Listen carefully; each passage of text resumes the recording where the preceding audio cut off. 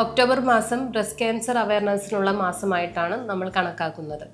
എന്തുകൊണ്ടാണ് ബ്രസ്റ്റ് ക്യാൻസറിന് ഇത്രയും പ്രാധാന്യം നൽകാൻ കാരണം? നമസ്കാരം, ഞാൻ doctor Ahana, consultant gynaecologist, MBMM hospital, Kothamangalam. ഈയിടെയായിട്ട്, അതായത് ഏകദേശം 25 വർഷത്തെ കണക്കെടുക്കുകയാണെങ്കിൽ ബ്രസ്റ്റ് ക്യാൻസറിൽ ഉണ്ടായ വർധനവ് ഏകദേശം 300 മടങ്ങിൽ കൂടുതലാണ്. മാത്രമല്ല, ഇപ്പോൾ കൂടുതലായി 40 വയസ്സിൽ പ്രായക്കുറവുള്ള സ്ത്രീകളിൽ ബ്രസ്റ്റ് ക്യാൻസർ കൂടുതലായി കണ്ടുവരുന്നുണ്ട്. എന്തൊക്കെയാണ് ഇതിൻ്റെ ലക്ഷണങ്ങൾ? ബ്രസ്റ്റിലും കക്ഷത്തിലും ഉണ്ടാകുന്ന മുഴകൾ. എന്നാൽ എല്ലാ മുഴകളും ക്യാൻസർ ആവണമെന്നില്ല. ഏകദേശം 10 മുഴകൾ എടുക്കുകയാണെങ്കിൽ അതിൽ 9 നോൺ ക്യാൻസറസ്, അതായത് ക്യാൻസറായി മാറാത്ത മുഴകളാവാനാണ് സാധ്യത.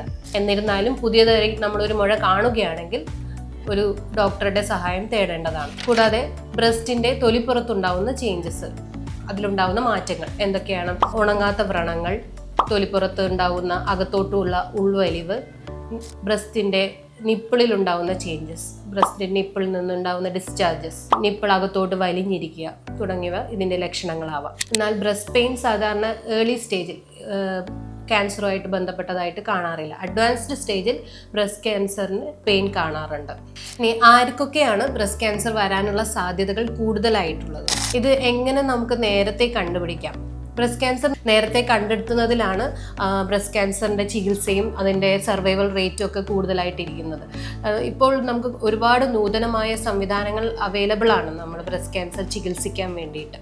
പക്ഷേ എത്രയും നേരത്തെ കണ്ടുപിടിക്കുക എന്നതാണ് അതിൻ്റെ ഏറ്റവും ബേസിക് ആയിട്ടുള്ള കാര്യം. അപ്പോൾ അതിന് വേണ്ടിയിട്ടാണ് നമ്മൾ ബ്രസ്റ്റ് സെൽഫ് എക്സാമിനേഷൻ, അതായത് നമ്മൾ തന്നെ ബ്രസ്റ്റ് സ്വന്തം പരിശോധിച്ച് പുതിയതായിട്ട് എന്തെങ്കിലും മുഴകളുണ്ടോ, സ്കിന്നിൽ എന്തെങ്കിലും ചേഞ്ചസ് ഉണ്ടോ, നിപ്പിളിൽ നിന്ന് ഡിസ്ചാർജ് ഉണ്ടോ, ഇതൊക്കെ കണ്ടുപിടിക്കണം. ഇത് പല രീതിയിൽ നമുക്ക് ചെയ്യാവുന്നതാണ്.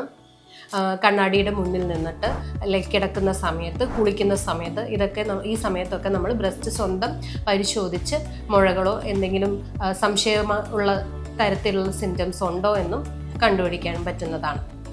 അതേപോലെ നമ്മൾ കണ്ണാടിയുടെ മുന്നിൽ നിന്നിട്ട് 2 കൈകളും ഇടുപ്പിൽ ഊന്നിയതിനു ശേഷം 2 ബ്രസ്റ്റും തമ്മിൽ സൈസിൽ എന്തെങ്കിലും വ്യത്യാസമുണ്ടോ, സ്കിന്നിൽ ചേഞ്ചസ് ഉണ്ടോ, നിപ്പിളിൽ നിന്ന് ഡിസ്ചാർജസ് ഉണ്ടോ, ഇതൊക്കെ കാണാവുന്നതാണ്.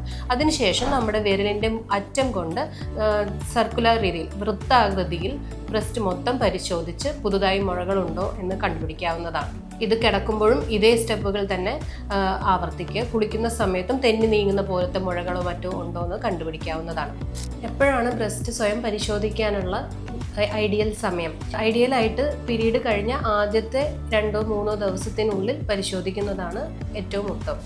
ഇങ്ങനെ എന്തെങ്കിലും സംശയമുള്ള രീതിയിൽ കാണുകയാണെങ്കിൽ അടുത്ത ഡോക്ടറെ സമീപിക്കാവുന്നതും തുടർന്നുള്ള ചികിത്സകൾ, മാമോഗ്രാം പോലുള്ള പരിശോധനകൾ, ആവശ്യമെങ്കിൽ ബയോപ്സിയും ചെയ്യാവുന്നതാണ്. ബ്രസ്റ്റ് സെൽഫ് എക്സാമിനേഷനിലൂടെ ഇതൊരിക്കലും മാമോഗ്രാമിനെയോ ഡോക്ടറെ നേരിട്ട് കാണുന്നതെയും റീപ്ലേസ് ചെയ്യാവുന്നതല്ല. നമുക്ക് നോർമൽ ഉള്ള ബ്രസ്റ്റിൽ നിന്ന് എന്തെങ്കിലും ചേഞ്ചസ് ഉണ്ടെങ്കിൽ അത് പെട്ടെന്ന് കണ്ടുപിടിക്കാനും അത് നേരത്തെ ക്യാൻസറിൻ്റെ ആരംഭമാണോ എന്ന് കണ്ടെത്തി ചികിത്സിക്കാനും സാധിക്കും.